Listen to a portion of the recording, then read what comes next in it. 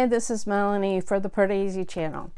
I'm here to talk about my top 10 Indian films of 2017. Letterboxd is a service where you can keep a diary of all the films that you've seen.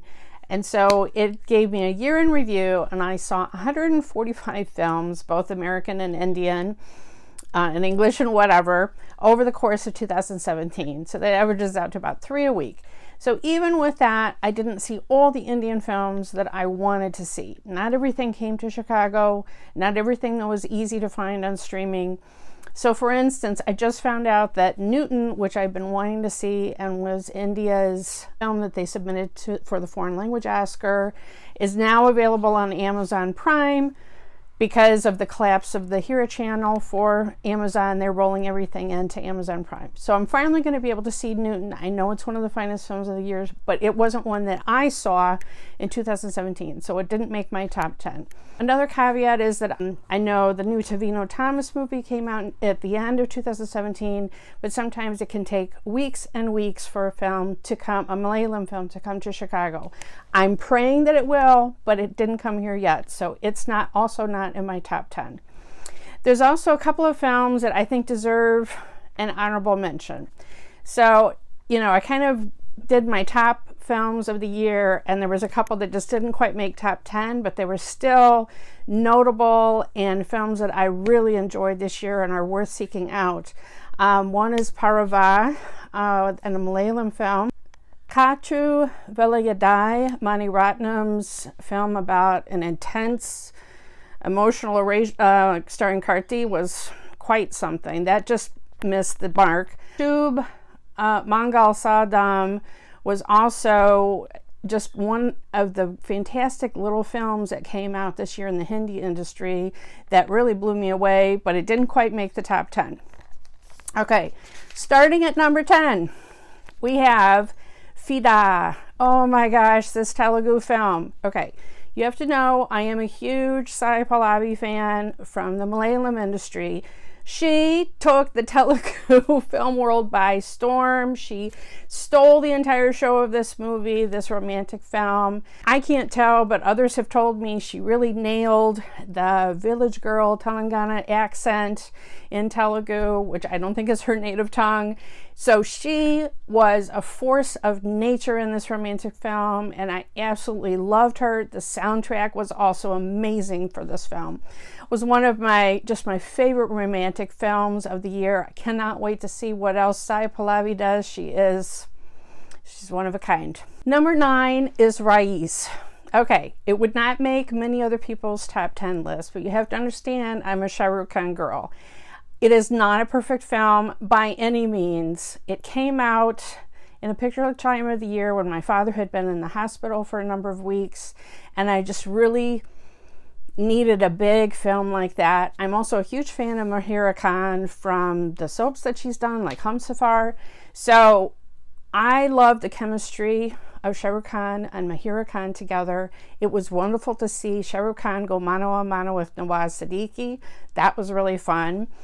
No, the plot is not perfect, but I loved especially those childhood scenes, the child actors, and how they set up the whole character that Shah Rukh Khan played.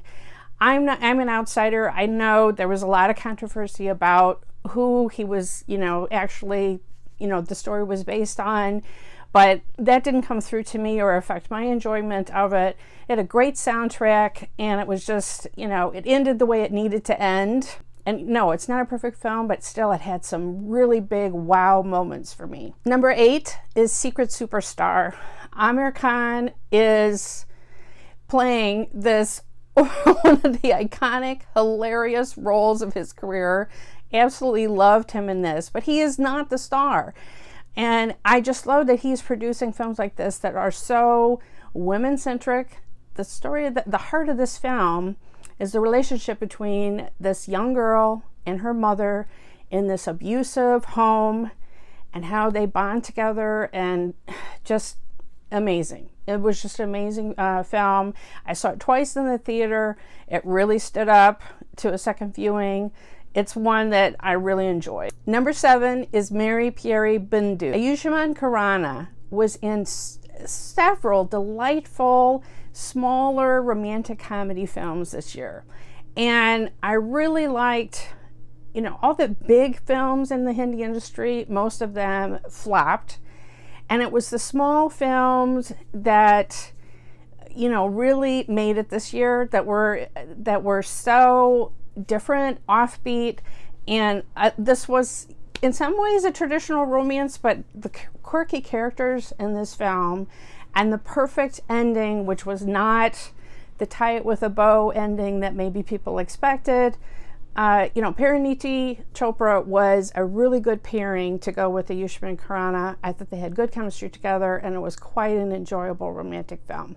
Number 6 is Barielly Ki Barfi, another great small little Hindi romantic comedy. Oh my gosh, Rajkumar Rao stole the entire movie. Yes, he was hilarious, absolutely hilarious. If nothing else, you have to see this film just to see Rajkumar Rao blow it out of the park. He was hilarious. Now, he is in a supporting role. It's Ayushmann Khurrana, and it's Kriti Sanon, who would normally, I'll be honest with you, I have not been impressed with her in previous films, but I thought she did a really good job as this spunky heroine, and it was a great script. Just was really a delightful film. Number 5 is Running Shaadi. Now, this probably would not make the top 5 for a lot of other people, but I thought it was the best romantic comedy of the entire year. It's a small little film that I don't think a lot of people saw, but I absolutely loved it. I want Amit Saad to star in every romantic comedy from now on. Basically, he was wonderful. And Taapsee Pannu plays this really strong female lead who goes after what she wants, and I loved that. It had a really fun script, went places I never expected a Hindi movie to go. The opening 5 minutes alone, I am not going to spoil it at all, but oh my God, the opening 5 minutes and what establishes their relationship, never seen anything like that in any other Hindi film. Wow. And I just loved the whole message of love marriage, and it was just a delightful rom-com. I don't even know if it's out on streaming yet. It just kind of disappeared, but I absolutely loved it. Running Shaadi talked about some really serious topics, but in a very amusing and entertaining way, and I loved that about the script. Number 4 is Take Off, the Malayalam film that is probably number 1 Malayalam film for most other reviewers, but I'm saving my number. I have another Malayalam film that's even higher than Take Off. Take Off is a tour de force performance by Parvati. She was amazing as a nurse who is captured by terrorists in Tikrit, Iraq, and the movie is about the rescue, but it's also really delves into her character, why she's there, why the other nurses are there, her desperate circumstances that would lead her to take a job in Iraq. Fahad Faisal, amazing, as the ambassador who does everything that he can, negotiating with all sorts of people to get those nurses out of Iraq.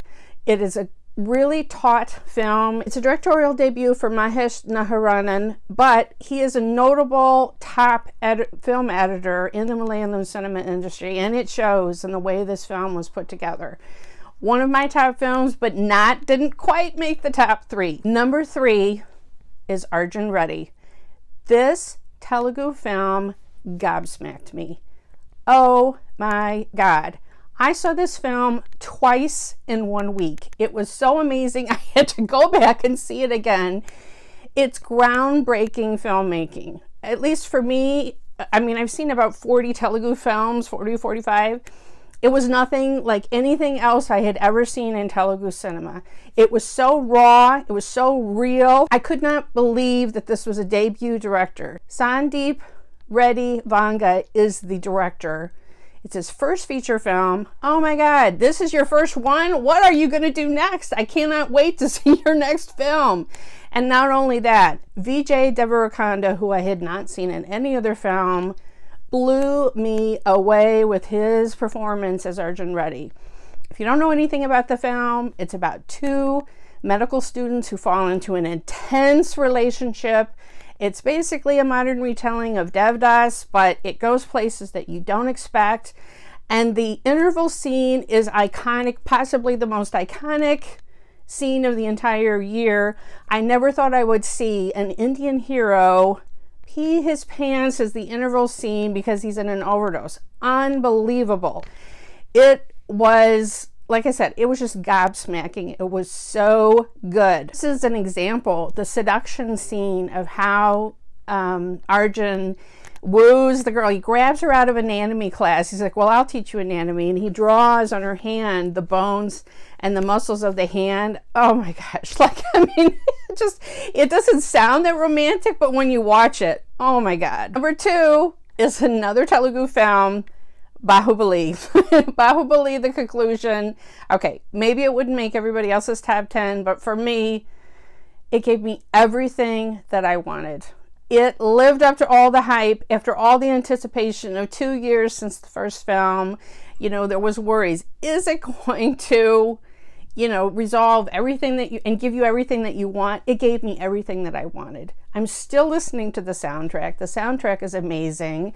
I loved the more touches of humor in it than were in the first film. I'm used to from Parava and some of his other films. He plays, you know, he's kind of a funny, there's all these funny lover scenes, and we got a little bit of that. Anushka's character, what a strong woman character. Oh my gosh, their romance together she was just so strong. I loved that. So it gave me everything that I wanted. I saw it 4 times in the theater alone. I was there at the first IMAX show, $40, totally worth it. I dragged my family to see it in the theater. That was the first and only Indian film they've seen in the theater. Loved Baahubali, the conclusion. So here we are, down to the wire. Number 1 is a Malayalam film that also gobsmacked me with its incredible filmmaking, and that is Angamaly Diaries. Number 1 by far. It is an incredible film. I urge everyone to see this film. It is written by Shubh Vinod, who normally we see as a character actor in Malayalam cinema. He grew up in this town of Angamaly, which means battleground, which is a perfect title for this, what happens in this film. What is amazing is Lijo Joe's Pallissery, the director, cast, except for Shubh Vinod, everyone in the film was an unknown actor. It was a debut for every single person in the film. And rather than being a negative, it was a complete positive, because you're completely drawn into the story, because you have no preconceived notions about any single person that you're seeing, which makes it feel even more raw, even more real, just visceral. The filmmaking style was so kinetic. It starts, there's all sorts of scenes of street food and different everyday events that are happening in this town of Angamaly, known for their pig butchers. The Foley sounds of the soundtrack even have squeals of pigs in it. It's just an amazing soundtrack, but it's the editing and the filmmaking, the directing, which just blew me away. You feel like you are in the middle of every single conflict and fight. I mean, literally right in the middle of everything. Like, you're gonna get punched. You're running with the characters who are chasing other characters. The interval scene was so intense. I needed that 10-minute intermission to pull myself together again. It affected me that much. And then, to cap it all off, the very ending of the film is an 11-minute tracking shot. So that means there were no editing cuts. It happened during like a Christian festival. So there were hundreds of people involved in the shot. The camera follows the characters as they go in and out of the parade in the streets, into different homes. Different characters come in and out. It's all seamless for 11 minutes. And because there's no editing cuts, the tension builds and builds and builds. I mean, let me tell you, this is the kind of stuff that you see in a Scorsese film. These, you know, audacious tracking shots like this. It was incredible. It blew me away. I cannot recommend Angamaly Diaries enough. It is so much about the town as a character of itself. these people. It's a small town, so even though conflicts happen, you still have to interact with those people and get along with them, at least in some semblance, and do business and whatever, because you're all in this small town together. And that, it was amazing film, amazing filmmaking. I cannot wait to see his next film is Ma Yao. I'm looking forward to this director's work because he blew my socks off, let me tell you. It was quite a 2017. So let me know what you thought were your top films of 2017. I know I wasn't able to see all the great films, and I'm playing catch up on some of them as they come on streaming services. So let me know what were your favorites. If you enjoyed this video, please like it, share it, subscribe here to Pardesi, and if you press that bell, you'll get a notification whenever we post a new video. Follow us on Twitter and Facebook at PardesiYT.